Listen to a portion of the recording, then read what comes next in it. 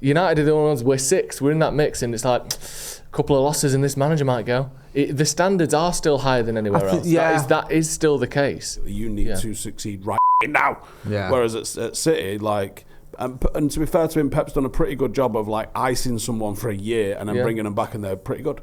Yeah. So like that seems to happen frequently. But United don't have the depth of squad. Every new signing, hey, guess what? Did you bring your boots? Because you're fucking playing right now. And you need to be good right now. Because we need saving. You're here to save us. Do you think that's been every signing for the last 10 years? Hello and welcome to Stretford Paddock. This is Off the Bar. My name is Joe. That is Jay. That is Stephen Howson. And we're looking today at our watches, but also we're 16 games into the season. And I want to have a little take stock of where we're up to. Okay. So not just in terms of the manager, because we talk about that all the time, but in terms of the players, who's doing well, who's not doing well. Are we understanding the manager's system? Are we getting somewhere? Has there been enough improvement? And how does this next sort of spell look in terms of the manager's future? God bless you, Joe. There's a lot to get through. What? Nothing. There's loads to look at today. We're going to look at some of the players that United have sort of improved, who hasn't got any better. Also, how crucial these sort of few weeks are for not just Amorim, but for humanity. All managers and humanity itself. Yeah. But United historically have kind of made their minds up on managers' futures in this window. The Christmas period has either been the actual end of a manager's time, or certainly the writing has been on the wall at the end of these periods. So I want to have a look at, a bit of a summary of where we're up to so far this season.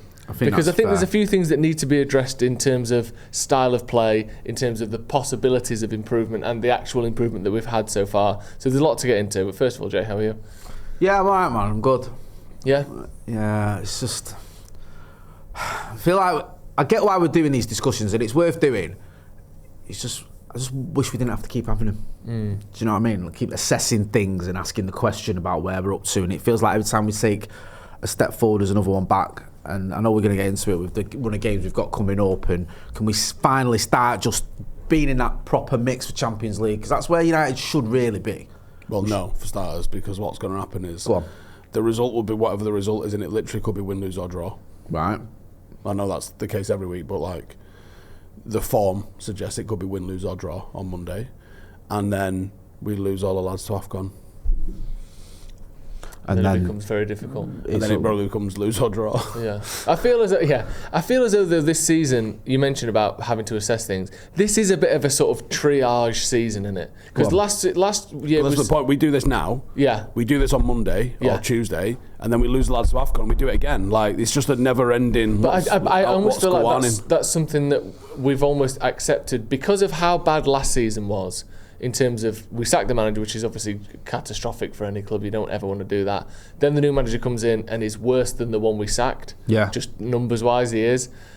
So the season after this is his first full season, even though he's been here 12 months. We're still assessing Ineos and their impact on Manchester United. Almost weekly, we're getting new head of scouting, head of this, head of that.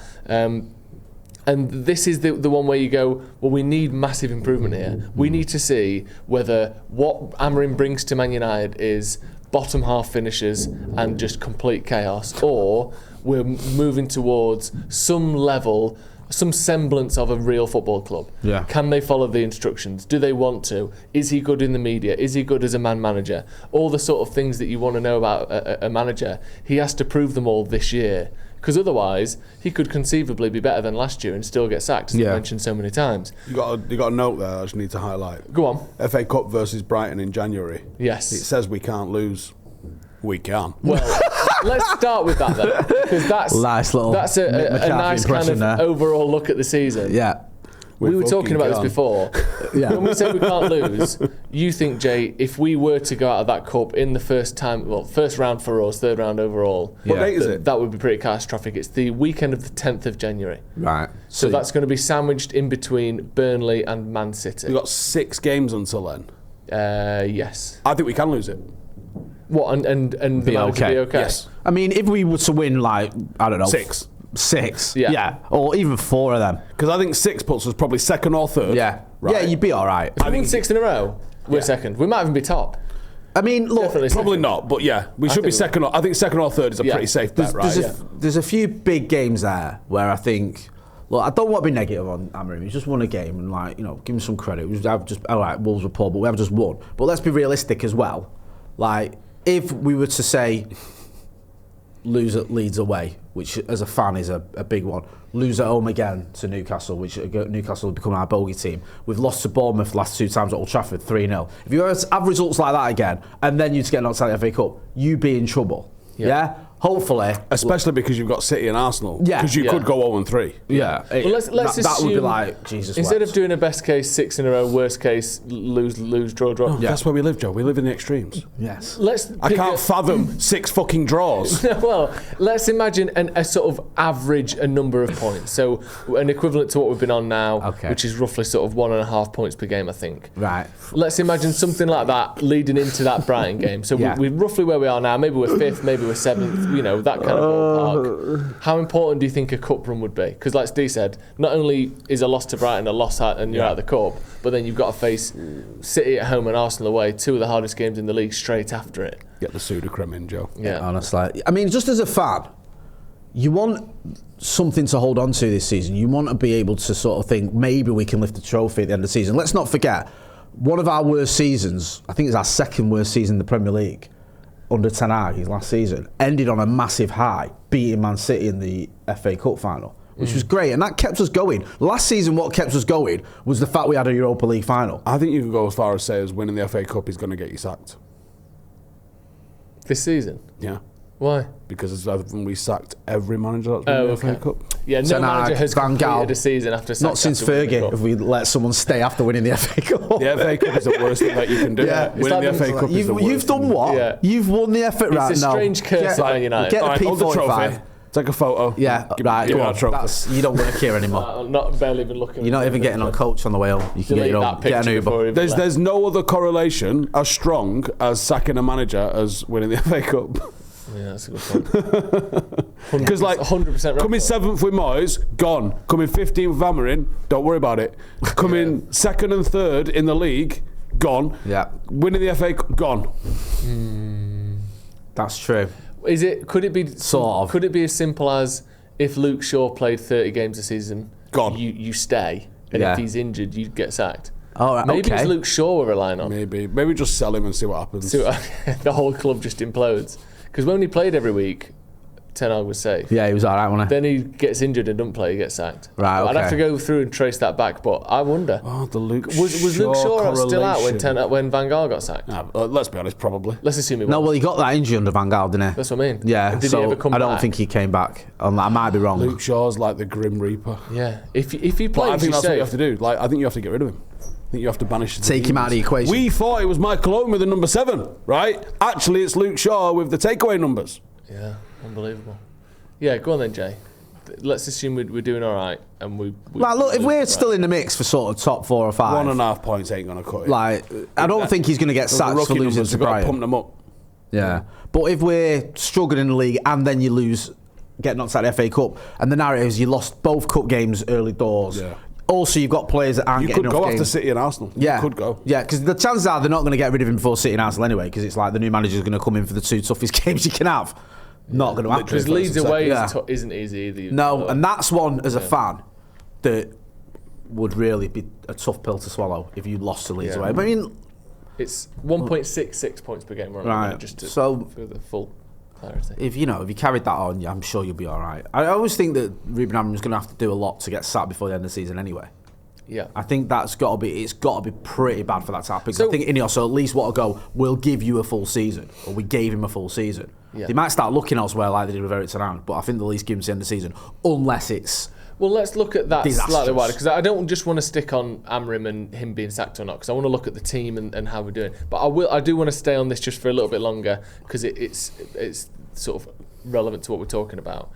We talked about United managers getting sacked or the writing being on the wall at Christmas. So specifically, Van Gaal, Jose, and Ollie had really tough Christmases. The latter two of those three were sacked around Christmas. Yeah. Van Gaal, I think his reputation was so done that we kind of knew coming out of that Christmas period that Stoke he was and going. Norwich draws. Yeah, Bournemouth a loss, I think, as well around that time. Yes, it was tough. We lost to Bournemouth, Norwich and Stoke in a row.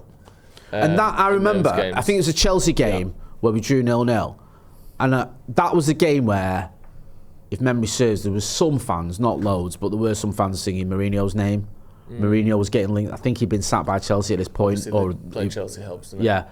And when I say singing Mourinho's name, I don't mean Chelsea fans. I mean United fans. You kind of got that extra impetus because you're getting their manager. He won the title, had a disastrous one, been sacked, but there was still this sort of feeling that Jose was the manager that should have succeeded Fergie. Yeah. So there was a bit of a clamour for him. That did for Van Gaal as well, didn't it? Because you just knew there's Jose Mourinho right there. Whereas the one thing, or one of the 10 years ago. I know, it's mental, that, isn't it? Really. One of the sort of advantages that Ruben Amorim's got, I don't think there's an obvious replacement. It just goes, doesn't it? That's literally 10 years ago. It's shocking, isn't it? I remember thinking, trying to do pass backs, just fucking wedging it up. Marcus Rolo, Donald Love, Phil Jones on corners, Rochdale's finest. Hey, Morgan Schneiderlin. I wasted so many tweets defending him. He was garbage. My mate was a coach at Southampton. He's like, he'll be a future captain. Fucking hell. Captain of what? Yeah. Checkers team. It was, you knew that he was done. I think Amorim, there isn't an obvious candidate to replace him, so I think that's why end of the season is, Jose as well sacked in December after the Liverpool loss. Ten Hag sacked in October, didn't even get to December. Solskjaer as well, I believe, sacked around the Christmas period, wasn't he? So I think the reason for that is you're far enough into the season to start seeing actual shapes and patterns, and are things being repeated or not, and that's kind of what it is. So that's why I want to have a look at that today with Amorim. Do you think that?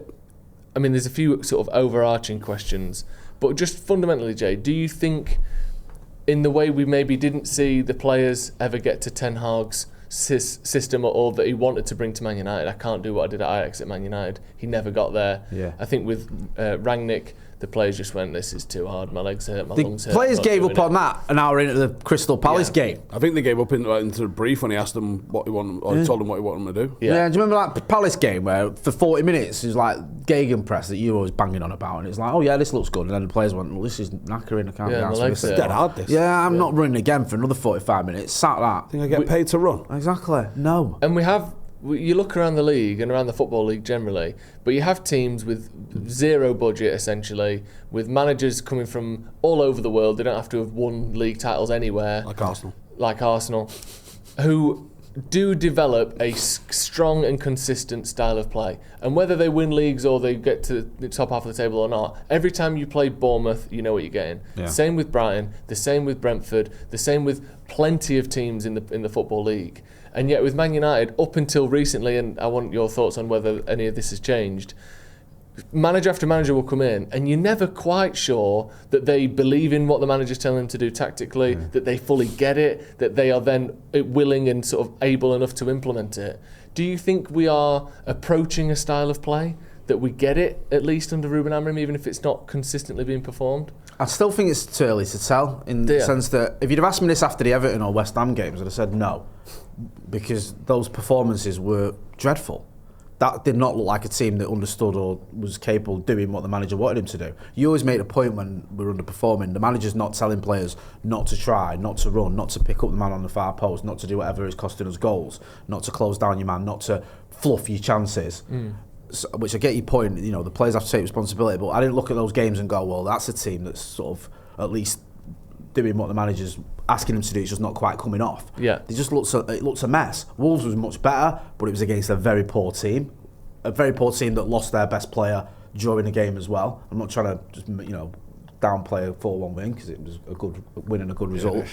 But let's be real about the level of opposition. They didn't have the best player starting, and the best player during the game went off injured just after we got our second. So you have to be sort of realistic about it.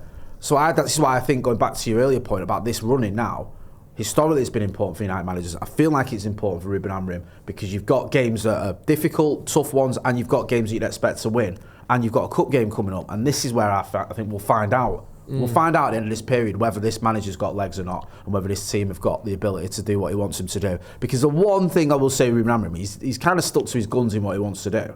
Yeah. Right? Whether you think it's successful or not, he's not changed it, even when loads of people have been crying out for that.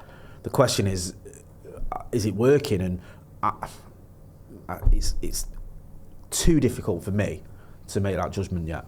Do you think we have a style of play, or that we play to Amorim's system, that we're getting it? Yeah, but there's a lot more levels and gears and adaptations to be had within it, I think. What else do you think we aren't seeing, or what do you think we aren't seeing that we need to be seeing, just tactically? I know it's a bit of a... There's loads of things you could go into, I'm sure. Well, a fucking clean sheet's not necessarily tactics, but that'd be nice. Yeah. I think we give up a lot of very high value chances somehow. Yeah. I don't think we're quite as dominant with the ball as we want to be in terms of... I know we've created a lot of chances. It might even be the most in the league. It's up there. Yeah, in terms of XG, we are second in the league, yeah. Right, so we're obviously creating chances. We're not clinical enough. That's not tactics, that's personnel. Some things that managers can control is... and people do misunderstand what managers can and can't do all the time, but if you're allowing a team to do the same thing time and time and time and time again, you're literally selecting that. Or you select people that don't do what you're asking them. If they're not doing what you want them to do, you don't keep picking them. It is slim pickings in terms of the squad availability. As we know, the fall off to the next player in line is horrendous. So I think you do see flashes of what he's asking them to do. In some games it looks better than others. I'm not including Wolves in that, because I just do not respect Wolves in any way, shape or form as a competent opposition. It's reasonable. Like, there's that tweet the other week, wasn't there? Like, has your system finally clicked, or are you just playing West Ham? Yeah. But the West Ham and Everton sort of style of play was kryptonite for what we need. And what worries me is it's so basic that so many other clubs are going to be like, well, let's just fucking defend. Yeah. Because the way our system is at the moment, because it relies heavily on the wing backs, and they're not good enough, we're very easy to stop. And we don't keep clean sheets. So you're going to lose a lot of games on the basis of we can stop you scoring and we can score against you. That's not a good place to be a team. Unfortunately, Arsenal are the opposite at the moment. They're scoring freely and they don't give up a lot of chances. But he's also been there a decade and spent $1 billion, so that does help, doesn't it? I think it does help, yeah. I mean, in terms of the scoring, obviously, people might say, well, we've got 4 against Wolves, so that skews it. But that's how everyone gets their goals. Yeah, you don't score 3 goals in every game for the whole season. City scored a load of goals against Wolves, didn't they? Like, that's how it works. You score more against the shit teams and less against the good teams. For a reason. Yeah. So United have got the 3rd most goals scored in the league, the 2nd highest XG created in the league. And if you compare that to last season, we had the 13th most XG in the league. It is a noticeable market improvement in front of goal, isn't it? That has got better. Do you know what the weird thing is about United? We're almost playing like a cup team who are not in the cups. Like, we go to Anfield and get a win. I know Liverpool poor. We can get a result and then we pour it home to Everton with 10 men. Like, we're capable of scoring goals, but we also concede. Like, it's just this weird sort of inconsistency that we've got. I know we have been slightly better than we've been worse, hence the reason we're near the top of the table, but we're still not getting there yet, are we? It just feels like anything can happen almost every game. It's weird as well being able to keep up that consistency in terms of chance creation, because you look at the teams around us in terms of expected goals, so that the teams that make the most chances in the league, it's Arsenal, then it's us, then it's City, then it's Chelsea. Those teams have got a goal difference in respectively of 19, 19 and 10. Ours is +4. Yeah. So 15 goal difference worse off than Arsenal and Man City. And to say it's rare for a team to be so good going forward, or comparatively so good going forward, whilst being that defensively poor.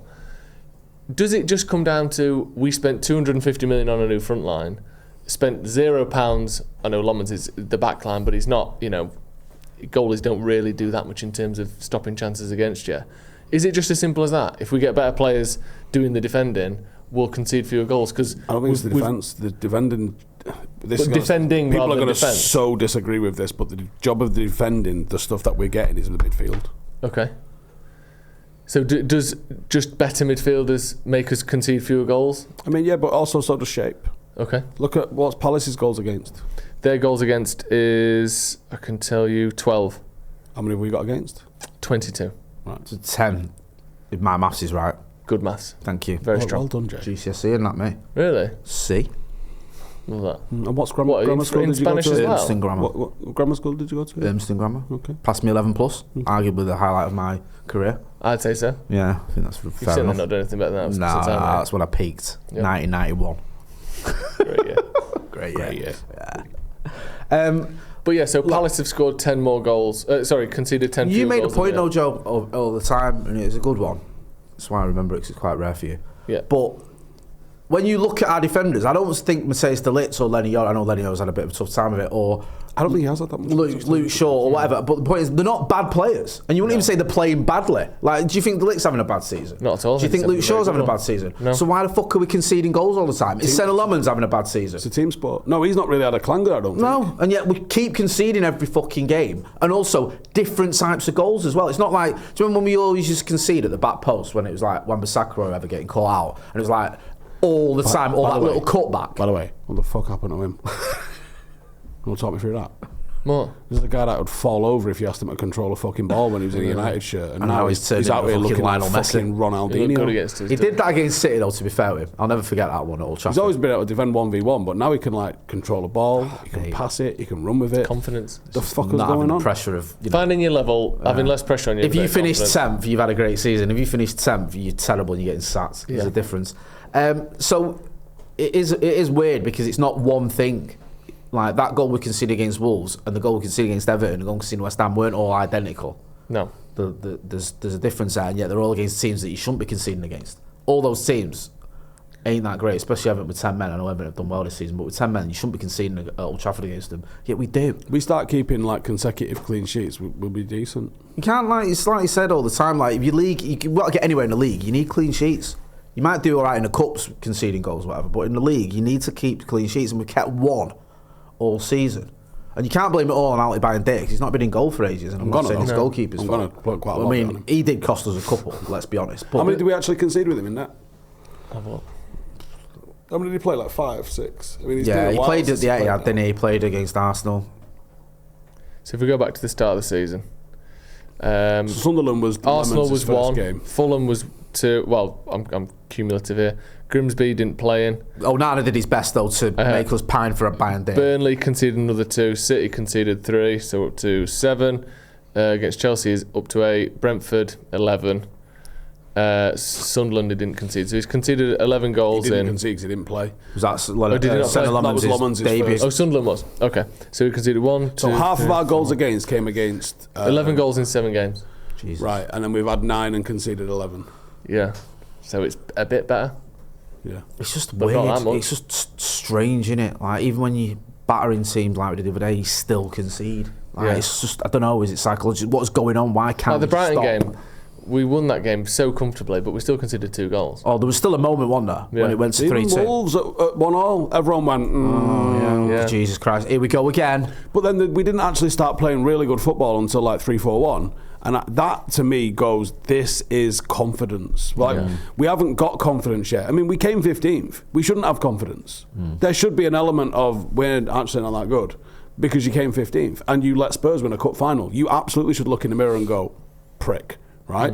So I think that confidence takes a long time to build. Like that invincible Manchester United that we saw 15, 16 years ago, right? That's a long way away. From like you walk out onto the pitch and our aura puts you 1-0 up. Yeah, that's a shout. But it's true that because you remember like I said this the other week. You know, like teams used to get beat in a tunnel. Teams and also like I remember side and go fuck's sake. Teams that score against you, they might get an early goal by just some fluke, and that'd like anger us, and they'd be like, how dare you? Yeah, and they'd be like, we'd beat them 5 or 4-1 or whatever, or 6-1, 7-1. I remember against Arsenal, West Ham. 99. Yeah, just batter them. You're like, fuck 6-1. Yeah, I think it was. They score first. I can't remember. The one that sticks in my mind the most is the West Ham 7-1. 6-1 Arsenal. Yeah. With they score first. I think they scored. Is either one of them or we scored and then they got one back. But we certainly got. I think the 8-2 was close for about half an hour, wasn't it? By the way, the team that we played in that 8-2 is a hilarious team. Don't ever tell me that Fergie's not the greatest manager of all time. Don't ever tell me that. Name it. Okay. That guy. Ashley Young. Right. Cleverley was in there. Anderson was in there. Yep. Nanny was in there. Yeah. Welbeck started. He went off at half time. Wayne Rooney. Yeah. Who's your defence? Small in there. I think it might have been Rio, Smalling, Evra. I don't know. Raphael, I want to say right back. Van der Sar? Yeah. Surely. Was no Tony V not there? Was he injured at the time? I reckon we might have been a post here. So you got De Gea for starters. All right, so we're wrong now. No, we know De Gea because he saved the. No, did he concede a penalty or save the penalty to Robin van Persie? Yes. I can't remember. Johnny Evans. Oh. Phil Jones. Oh. Evra. Smalling. Not Smalling. Anderson. Got Smalling out of that lot. Anderson, Cleverley, Young. Yeah, remember that. Nanny, Rooney, Welbeck. Not we at the post. Yeah, we got about 6 or 7 of them, didn't we? I'll tell you what though. I think that performance read Arsenal's team out. I'll tell you one player I will never forget from that game. Johan Giroud. Yeah? The Swiss kid. Yes. I think that is up there with... Who was the one from the 6-1? Not Stepanovs. Was it Stepanovs? That is up there with the worst performance I've ever seen in a football match. Really? He was shocking. Read the Arsenal team. So it's Szczesny, Koscielny, Giroud, Armand Traore, Carl Jenkinson. It's a pretty shit defence, fair play. Yeah. Who got sent off? Their defence is Carl worse Jenkinson. than I remember it being. That's a shite defence. Thomas Rosicky, Aaron Ramsey, Francois Coquelin. Which isn't a great but isn't terrible. Forward and then it was good, Van Persie, Arshavin and an informed Theo Walcott. Yeah, so that was a decent forward line. But Arsenal were in a weird spot then, weren't they? Yeah. Just in that kind of, we've just got loads of the same player and none of them are good enough. 8-2 though. 8-2 is unbelievable. We could have scored more as well, you know. I think Fergie was like, right, just stop now. Yeah. Like, because then this was in the era where him and Wenger had become mates. Do you reckon Fergie ever did actually swap Raphael and Fabio at half time? Because I don't think he did. No, I think it's just one of those. You could tell the difference. You could. They did look different. Do you know some twins are literally one's exactly left-footed and one's right-footed for starters. There is, there's there's difference there. He's just mad, innit? Like, I would actually fucking have so much respect for him if he came out and went, yeah, I did that. Like, I would fucking love it. Like, not like I couldn't love him anymore anyway, but fucking hell, how cool would that have been if it was like, you know, someone else we did as well. What? That feels like the kind of thing Jose would have done. The rage. Jose would have done that. The rage he would have, in the opposition fan base. Strip their fucking titles. Like, it'd be fucking magic, wouldn't it? Which is why I think the truth will never come out, even if he did do it. No. There's no way he'd admit it. Although he should do. He should say it even if he didn't do it. Yeah, I'd be doing that all the time. Lie, So I do that with people accuse Paddock of paying players. So I go, yeah, it's 500 quid a week. Yeah. Just to fucking keep that. Yeah. Fuck it, yeah. Just wind him up. We were talking about confidence and obviously the lack of it. It's hard to quantify it and it's hard to put it into numbers and what exactly it amounts to. So I feel like it kind of never truly gets discussed enough. But there is an extra pressure of playing for Man United. Of course there is. And we talked about Wan-Bissaka at West Ham looking more free, looking more like the sort of player that we thought we were buying. Because when you have a bad game, no one cares. And when you have a good game, we talk about it on the podcast the next week. No one knows what effect playing for Man United has on someone's brain and on someone's performance. We don't know. We can't quantify it. You can't say it's minus 15 points a season, plus 15. But what it does seem as though is when things are going for you and when you do have confidence, the weight, the pressure, the eyes, the love of United fans and the media and all of that stuff seems to get a bit more out of you at times. Yeah. And I think the late goals and the sort of the history of that sort of thing. That's different pressure, isn't it? Well, but that can be used positively. It can drive you to go and score a goal, but when it's going rough. But when it's going against you, and when you've got 10 years of shit to sort of kind of pull a team out of, as an ownership, as players, as a captain. There's not a lot of patience in the fan base at the minute. And there's not a lot of patience. And when you know, that Aidan Heaven article in the Mirror that we looked at yesterday, where he said United should, you know, this is where United deserve to be, or United should be in Europe, and he's torn apart, even though he's a 19-year-old who's played 4 starts for Man United.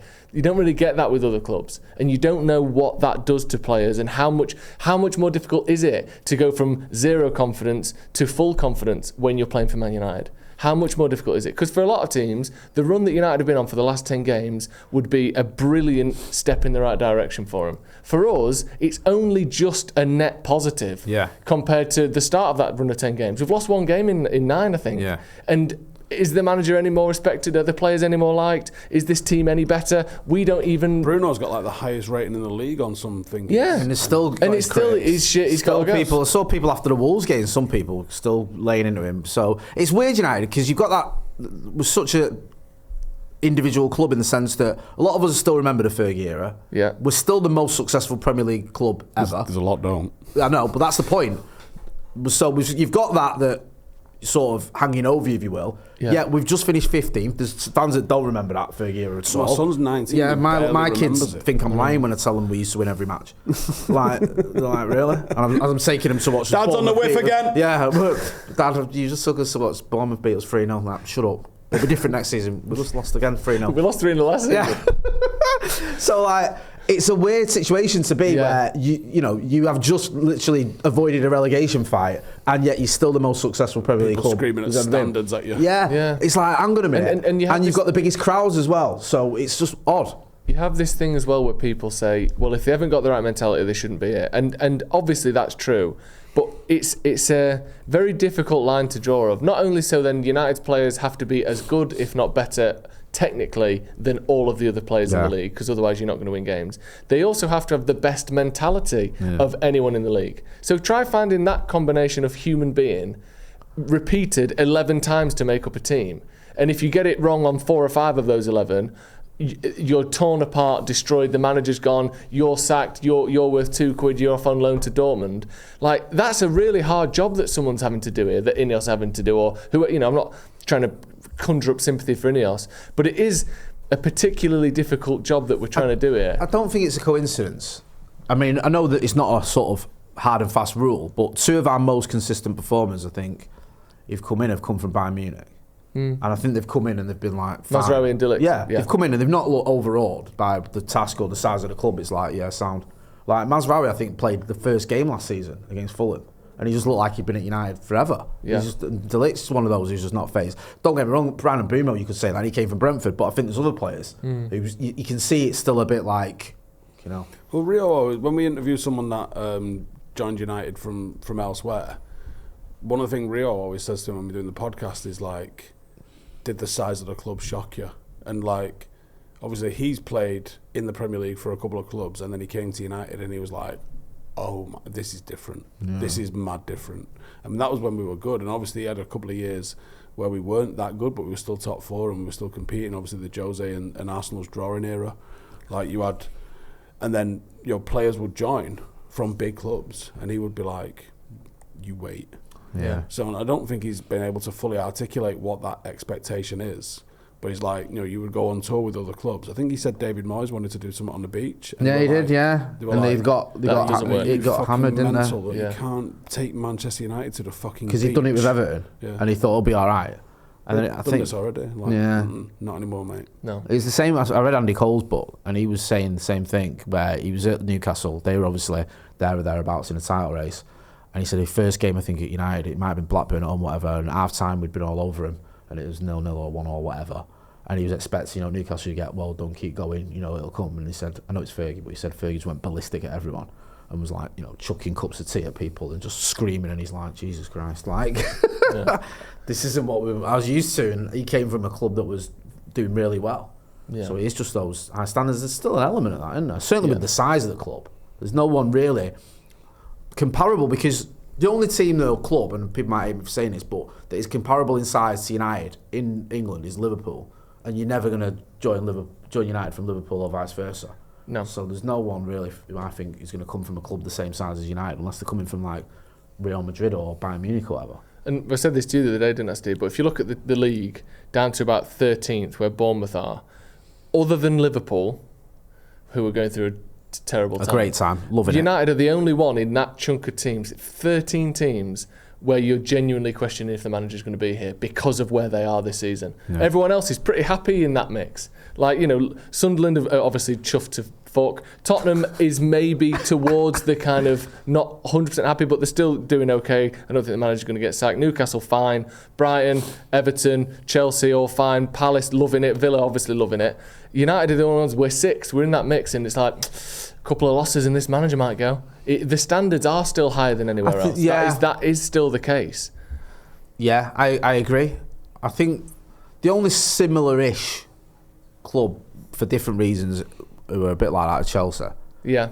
But you're right, in terms of like the size of the club and the expectation and where we are, yeah, I think you make a good point. It's like most clubs will sort of, even if they're not happy with it, will be, accept it. And by the end of the season, don't get me wrong, if Tottenham are 11th and Newcastle are 12th, there might be a conversation. But right now, it's all just, it'll shuffle itself out, and we've got other priorities and all that. And on back to the players thing, and the expectation and the ability to get through a rough patch without being destroyed and, cast out. And maybe this isn't the best example, but it's at least one from this season. Mateus Nunes, the first 30 games at Man City, was awful. Didn't know what position he was going to play, if he was playing at all. Yeah. Just looked terrible. I've seen him a handful of times this season look like a really good right back for them. Like he's been allowed to have a shit spell, a shit season and a half really, or whatever it was, and mature and sort of get to the point where he's a functional, decent right back with against United. I think in particular he was brilliant. That player would be dead at Manchester United. When have you ever seen a Manchester City player criticised? Well, exactly, because but United players are held to such a different standard, and United, there's so much more pressure, so many more eyes, more articles have to be written positively and negatively, but you get more leeway and more time at other clubs to grow through these things. The utter fucking defence that Liverpool are getting across the media, which is so transparent, it's ridiculous. Manchester City are just not written about. No. Positively or negatively. So you can have 30 bad games for a club and then turn it around to the point where you're playing every week and people go, Manchester United, the pressure is on you immediately. You need to succeed right fucking now. Yeah. Whereas at City, and to be fair to him, Pep's done a pretty good job of icing someone for a year and then bringing them back, and they're pretty good.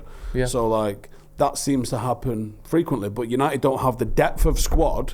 Every new signing, hey, guess what? Did you bring your boots? Because you're fucking playing right now. And you need to be good right now. Because we need saving. You're here to save us. Do you think that's been every signing for the last 10 years? Happened at United today? What? Like a player taking ages to get going. I know we've ever had a bad start. Have you seen that? I can't think. I'm sorry, I don't mean to stay yourself. No, you've just been watching. I'm just trying to think. It was when he under Fergie where we gave him a year or so. Because I think Keano 93, 94. No, but he didn't come into midfield, did he? He came in, he played a lot of right back. I thought he was decent in that first season, if I'm being honest. But he was allowed a settling in period. Those around I think him. in that vein, I think Paulin's got a lot better after his first season. Pallister as well. It's hard. We're going back to 30, 40 years. Young, it's a bit different. Ronaldo obviously this wasn't United dominating era. Ronaldo was not a bad shout. Ronaldo was allowed to grow a little bit. Yeah. That's a good point. He had a couple of years. Really good point. Carrick at the ground, fucking running. He just passed it sideways and won number 16, so people weren't having it. There's not many. De Gea been good. De Gea's one, because he wasn't great for that first season or two. He wasn't. No. Even that though I thought was being over-egged. It was probably being over-egged. Of course, Gary Neville had it in for him, didn't he? Not like him. Yeah. He's usually really positive and biased to United.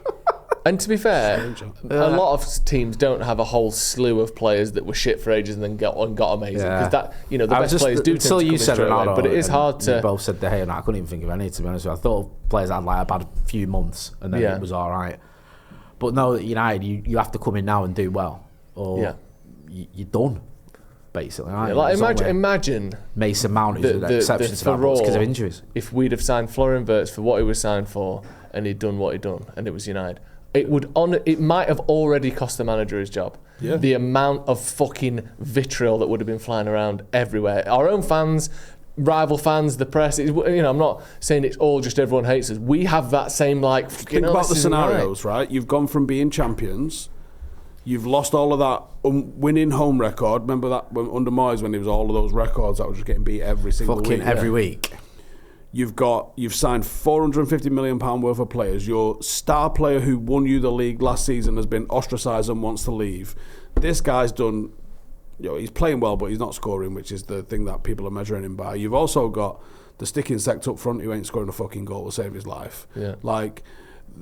it's an absolute fucking glory. By the way, the so-called best centre-half the world has ever seen couldn't keep a clean sheet to save his life. Like, you are seeing a meltdown of biblical proportions, which long may it continue.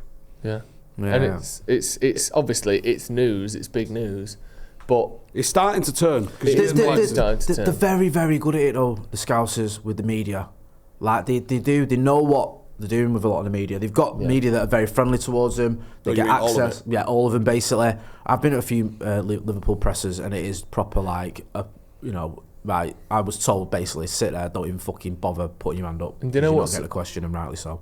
I was like, good, because I don't fucking mind. What may have actually helped Liverpool FC is Salah saying what he said. Because you have a villain that you can blame everything on. And they are. A lightning rod for everything. It's like, actually, this is great. We don't have to blame the club or the recruitment policy or the manager or Van Dijk or whatever. This is the guy that failed at Chelsea. We can put it all on the guy that failed at Chelsea. I thought it was the guy that scored 350 fucking goals for you in the last few years. Yeah. It's the guy that failed with Egypt and failed with Chelsea. Shit. But that's what I mean. Like, so it's like, anyway. Chuck all the shit on him. Yeah. Like, it's like when you're at work and you just blame your boss for everything. And everyone does it, even if it's not. We've got a person we can blame. If Mo Salah really wanted them all to back him, he should have just racially abused someone. Yeah. Then they'd all be behind him. Then they'd all wear T-shirts for him. But he didn't. He just, he said some things they didn't like. Mad. About the club. Yeah. Or the manager. Couple of other things I want to cover. 3 in a row, and it's fucking glorious, isn't it? I'm fucking so here for it. It is, man. Me and Joe did a video on it the other day. We were going to do a video on all sorts. It just became a video on that. Yeah. It's so good. He's their best player in Premier League history. And I agree. They all Steven Gerrard carried them. What to? I don't know. But he carried them, and he is the beneficiary of scoring lots of fucking goals for us, which actually won us titles that's twice. That's no good. You've got to carried him to what he carried him to. I don't know. He carried him somewhere. Well, he's a hero, and he never wanted to leave. Apart from that time, he put a transfer request in, and then got threatened by gangsters, and they had to sit him down and threaten his family and tell him that you're not going to shank your missus, and that's a fucking problem. So you better fuck up, and you're staying here. You're not going to Chelsea, right? But apart from that one time, he never wanted to leave. Pancake, Google it. Class. Steven Gerrard, pancake, Google it right now. Now that you're back from that, I got more. Do you want more? No. Right. The players improving is a thing, and managers, pundits love the whole, who's he improved? Everyone's worse, who's he improved? Who has he improved? Who do you think Ruben Amorim has got more out of now than we were seeing out of them before he arrived? Mason Mount. Yeah.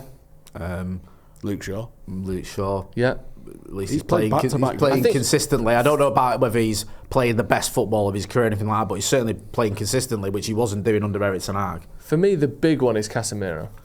Casemiro looked utterly finished, I thought, under ten Hag. He's only playing one game a week, though. How much that comes into it is probably a lot. But also, he came in and he changed what he's done with the strength and conditioning department. It's different. And he's tried to do what he did at Sporting, where he had this unbelievable record of people not missing games. And look, we're not seeing people missing games, really. That's that, yeah. I mean, can't ignore that. I think Casemiro has always been a funny one because I think he's benefiting, like you say, from that one game a week. And you remember his first season? Top. He was good, but as well, he missed a lot of games. He got suspended for 9 games, so he missed them. He didn't arrive. He didn't play the first. I think the first 5 games he was sub. He didn't play. He wasn't at the club for the first 2, and then he was sub for the next 4. So in terms of the actual amount of games he played, it wasn't loads. Yeah. Do you know what I mean? It's certainly not starting loads of games, and that helped him. And also, we were a lot better, and we were winning more games, and we were a lot more confident than we are now. So I mean. I can remember, was it like he came in and it was like Leicester and Southampton and Arsenal, I think, and City he was on the bench for after he'd missed Brentford and Brighton. And then obviously he played and he was mint and the Carabao Cup final, but then he got sent off against Southampton, got sent off against Palace, in the league he played 28 games. See what I mean? And I think 4 of them was a sub. So I think that helped because he's not playing twice a week. Yeah. And I'm not saying that he wanted to get suspended, obviously we didn't want him to, but missed a load of games because of those red cards, and the level of performances was just spot on. And I think actually when he was asked to play more games and he was getting older, he was suffering because of it. Yeah. Whereas now 1 game a week, and usually, not all the time, but usually he's playing an hour a week. Yeah, that's true. So mostly it's 60 minutes. It's 60, 70 minutes or whatever a week, and he's capable of doing that and doing it at a very high level. The other one as well that needs mentioning, because people just go, all he's done is play him. But Ahmad. Ahmad was a peripheral figure at United who, at any transfer window, could have been sold and you wouldn't have been shocked under Ten Hag, would you? I think he was good, though, and he just weren't playing him. But you've still got to see that and put him in positions to do well. I don't think it's completely unfair to give him any credit for Ahmad's performances. I'm a bit on the fence with the Ahmad one. Because I think under Ruud van Nistelrooy obviously loved Ahmad, didn't he? And it was like, you straight in. I don't know what Ten Hag was doing with you, but you're my guy. Ahmad obviously played very well under Ruben Amorim before he got that injury. He was like scoring goals, running at defenders, just was a real handful. And as close as I've seen to someone single-handedly winning us a game was him against Southampton last season, where he was just like, right, enough of this shit, just give me the fucking ball, let's just get an hat-trick and win it. This season, I do think there's been a bit of up and downness with Ahmad, and I love him, but I do think he's been in the 10, he's been at right back, there's times at right back he's looked right wing back I should say, there's times when he's struggled, so I still feel a little bit like it's not quite cut and dry that this is a player that's kicked on under this manager. I still feel he's a good player who was a good player when Ruben Amorim arrived, who's still a good player, if that makes sense. Yeah, it does make sense. And I get that would be the argument. I just think that playing someone is still a big thing. You know, you can be a great player not being played, but if you aren't being played, then I wish he'd have done, maybe play him anyway. Stuck to his guns with the right wing back thing, because he's moved him, hasn't he? And I think it was obvious like that was what he had, his plan was. And then last season I understood it because we were lacking up front and he was like, Jesus Christ, I can't rely on Garnacho and Højlund for I've got to put Ahmad in the 10. It is pretty much right wing back. But it's not exclusive. And I think he's just like, if he was stuck with that, then maybe. I just feel like with Ahmad, for me, I've always loved him and I think he's done well this season, but there's still been games where he's been a bit up and down. Yeah, I think there's been a bit up and down. I'm just struggling to say 100% Amorim's improved that player. That's what I'm getting at. What do you think he has? With Ahmad? Yeah. No. Why not? Because I think he was mint anyway. I think that's probably where I'm coming from in terms of, I don't think managers really do improve players that much.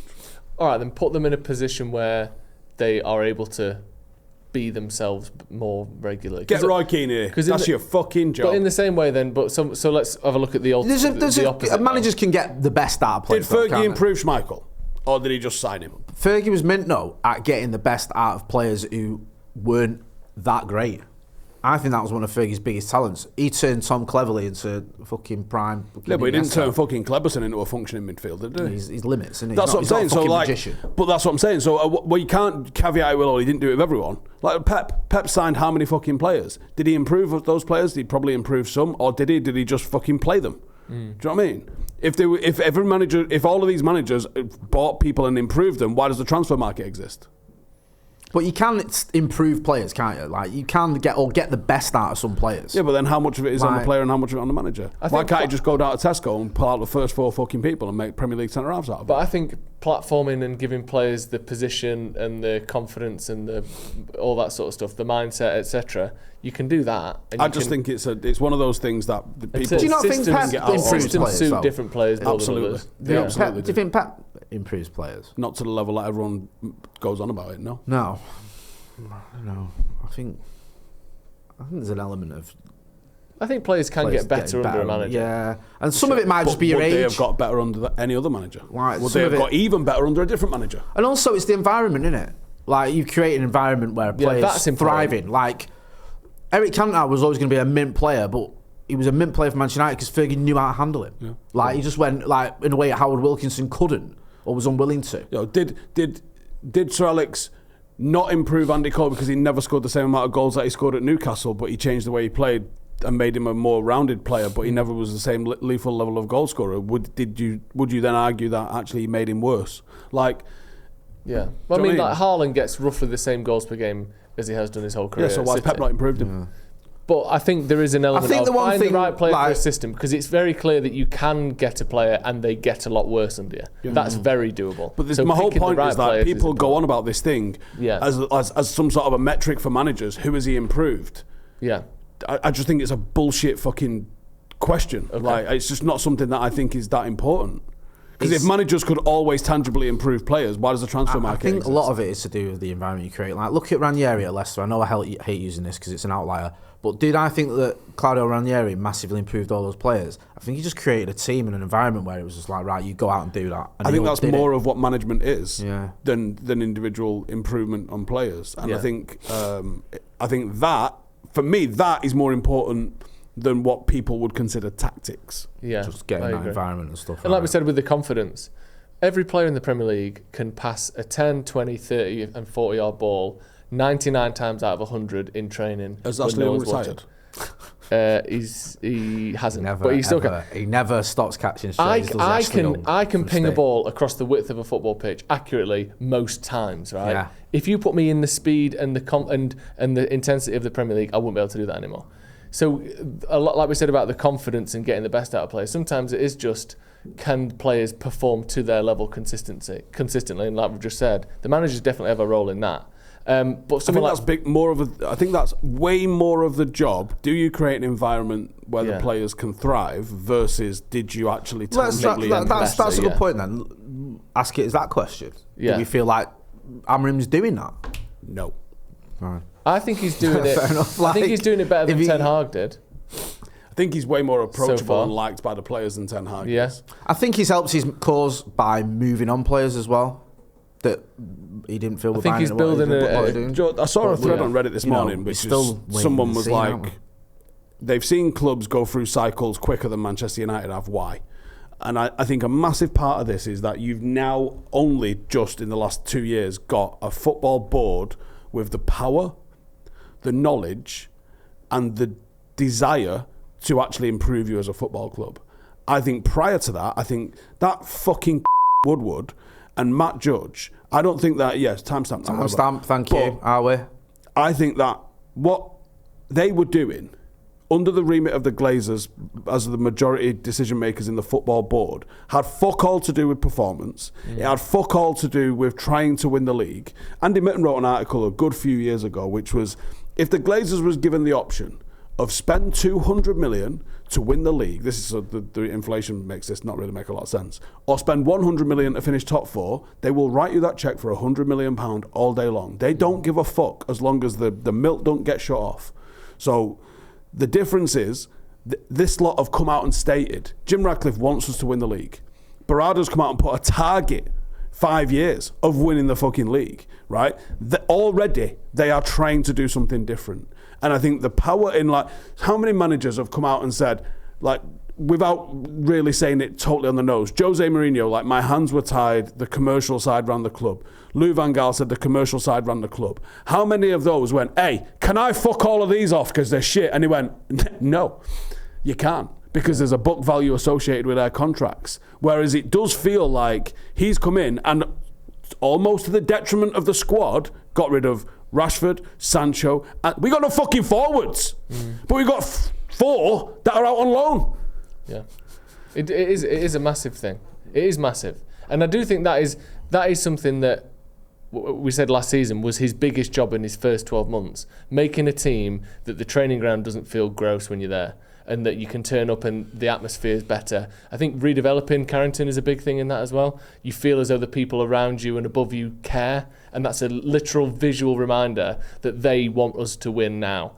The announcing the stadium, even if they haven't booked all the freight lines and all that. I think that was deliberately done for PR and to outwardly project that there's a big project going on. And that's a lot of that stuff. Like, people, you know, obviously not to bring war into it when there's your ASD, that's usually your job.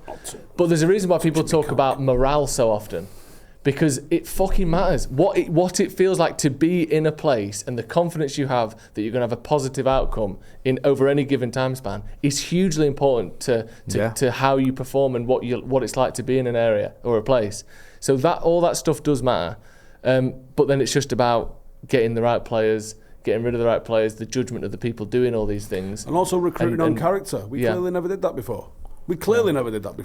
Whereas now we're clearly doing that. Yes. I would say that by and large, the signings that Ineos have made have been overwhelmingly positive versus the signings that Ed Woodward was making for ungodly amounts of money. You made the point as well, Joe, like when you said if it doesn't work out with Ruben Amorim, he might be the guy that's sort of a stepping stone to it working out. Yeah. these players, it feels like Brian Mbeumo could play under anyone. Doesn't fit over in almost any system. I know some are a bit preferable, but I don't feel like he's a signing only Ruben Amorim can get some out of. The same you could argue with Cunha and Sesko. Certainly the goalkeeper's a goalkeeper in it, so it's not really, it doesn't matter. But it doesn't feel like you've gone and got specialised players that can only work. Like, we had that issue, didn't we, with certain managers where it's like, Ollie came in and was like, half these players that Jose wanted and got, they're no good to me. Yeah. With like, you know, they're massive, but they can't play football. Yeah. Whereas these players do feel like they could do a job. And maybe that's why they're waiting on spending 60 million on a wing back, or you know the sort of specialist areas. They're doing those last, like a front line. Cunha can play as a 10, he can play out wide, same as Mbeumo. Yeah. Sesko's a number 9 that you know every team in Europe has had their eye on for the last 3 or 4 years. Mazraoui and De Ligt, again, they can sort of, they've already been under 2 different managers and look good under both of them. Yeah. Maybe we're waiting on, I'm not saying it will be Denzel Dumfries, but someone who is that kind of player, 50, 60 million, perfect attacking wing back. We wait until we're a bit sure on Amorim first. At the end of this season, we'll go for it. And then you maybe that's why Semenyo's linked, because he's a winger. Yeah. That could play wing back rather than a wing back that can play wing back. Yeah. And we'll have to wait and see on that. If you bring somebody else in and he goes, well, I'll just use him on the left wing. It's fine. Yeah. So there's potential there, and maybe we're waiting until we're 100% sure on Amorim before buying those risky specialist spots. Yeah, makes sense. Yeah. Overall then, how are you feeling? I feel like this has been a running theme throughout this podcast for me, but can I just say cautiously optimistic? I'm not. I don't think it's like, oh, well, we've turned the corner now, this is it. We're in a decent position in the league. We've got some games coming up which, in theory, we should be able to get points from. Yeah. So, yeah, there's reasons to think, okay, this can work out. However, even though I've got a shocking memory, I do still remember the Everton game and the West Ham game. They were only 1 and 2 weeks ago, to be fair. Like, it's not been long, I can't quite forget them just yet. Yeah, no, where I'm going, oh, well, everything's been great for ages. Well, it was a week today. Yeah. So well done on you. Yeah, thank you. Yeah, I'm getting better. 7 days. You know what I mean? So that is still bothering me. And I do feel that now we can look at it and go, okay, we'll find out more, won't we? By this time next month, I think we'll know whether this manager's okay. Do you think we will stay? Do you think we'll know, or have more of a general consensus one way or the other at the end of these run of games? No. But when I say okay, I don't mean forever. I mean just for this season. Yeah. I think. No, I'm just bored of talking about the manager's fucking future every 5 seconds. Like, I'm about as excited for that as I am about going to my daughter's nativity. Like, it's fucking boring. Mate, I had the choir thing last night. Fucking boring. I had the choir. It wasn't a nativity. You want me to stand there and clap? No. Boo. I have got a critical eye, right? Yeah. And that was fucking crap. Call that a performance. Every year it's crap. Honestly. It's the same story. Why are you telling the same bastard story that you told last year? Get me some new fucking material for starters. Oh, what are we this week? We was a sheep last year. We've been upgraded to a shepherd. Is that what it is? That is a literal promotion. It is a literal promotion. You have to be a great sheep to get the shepherd gig. Not really. I think it's just done by year. I'm going to be honest with you. I think each class is assigned shepherds and years, and there's no speaking parts involved yet. Can't trust to be one of those. So we are a shepherd. We've got a hook with a thing on it, which he keeps trying to hook the dog with, which is a right laugh because the dog don't give a fuck and he'll try and bite her. But yeah, I'm really excited to talk about manager replacements. It's fucking boring. It's just like, you nailed it a couple of weeks ago where you said, can we just have one project that we see through to completion rather than just these half-finished fucking jobs all the time? Just fucking see it through. And see it through and go, yeah, ain't good enough. But at least we saw his finished work. Yeah. Don't fucking walk in on fucking Da Vinci while he's got a load of naked models and be like, whoa, this ain't fucking good enough. He's like, well, I'm going to paint it on the roof. Like, no, get out, you fucking weirdo. Yeah. Right? No, let's actually wait to see the painting before we fuck him off. Wasn't it Michelangelo that painted it on the roof? Or did they both? I'm sure Da Vinci's done some roof work in his time. Da Vinci's a roofer, Jay. Yeah. Right? You're talking about the 16th Chapel. Sistine Chapel, but go on. Got you there. Also, it's ceilings anyway, isn't it? Let's be honest. It's not painting the outside of the gaff. How do you know? It's washed off. That's true. Because you know all of those like Roman statues and shit like that, they were all fully coloured in, but we now have this like thing that they were all like white and that's they were coloured in. Do you know a lot of cathedral fronts were as well? Do you know, like you see gargoyles, you see all the old kings etched in and all that. Yeah. They used to be coloured in a lot of places, painted. But we now think of it as like that classical look is like, because people have like mock like Roman statues and shit in their gardens, but they're all white, like plaster. No, they weren't. They were colour. Painted them. Obviously, that doesn't last 2,000 years. I didn't know that. There you go. Because they found some that were like indoors and they've gone, oh, fuck me. It's got eyelashes. It's red. So just let Ruben Amorim colour his statues. Yeah. Yeah, his little D&D Warhammer figures. Yeah. Yeah. I think that's a lovely place to end it, personally. The idea of Ruben Amorim in his basement with a big Warhammer 40,000 collection and all his little manager mates coming around playing games. You'd love that, Jay. I would, yeah, that'd be great. I'd pay to send you to go and... I think he'd probably enjoy it. I'd give it a go. To go and play what? All right. Warhammer, is that the one... That gaff around the corner with all them fucking nerds. Yeah. Go play a game. Is it game? Not game. I couldn't tell you. If you think I haven't been round there and played games in the past. Like, not Warhammer. Check his fucking tote bag. What's in it? Play a little... What do you do? Do you roll dice and move them? Fucking... No, it's a card game. Dice weirdo. Yeah. It's like just playing cards and that. Like no, it's not. Table. It is. No, it's not. But more advanced. Like top trumps. More advanced. With warriors and that. More advanced. Yeah, it is more advanced. 52 cards and 4 of them are the same. Rubbish. That's a normal deck of cards. Right, that's going to be all from us. This has been Off the Bar. We'll see you in a bit. Yeah, a bit of Magic the Gathering. Never hurt anyone.